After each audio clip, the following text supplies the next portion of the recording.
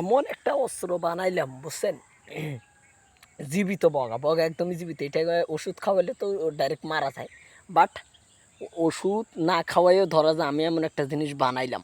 But আলহামদুলিল্লাহ 3 দিনের কষ্টের পরে কালকে ছোট্ট একটা পাখি পাইছি, আজকে একটা বক পাইছি।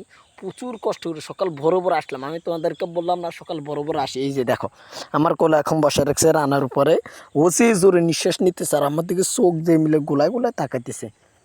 ওর গেঁডি অনেক উঁচু লম্বা হয়েছে, এই দেখো ওর গেঁডি যে লম্বা, ওরে বাপরে বাপ, এটা দেখলেই তো অবাক হয়ে যায় মানুষ। এইটা এই সাইজের, এইটা দেখছো কি এক অবস্থা।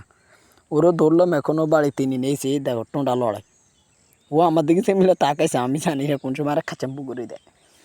তো বুঝছো, অনেক সাধনার পরে পাইলাম, সবাই দোয়া করবে।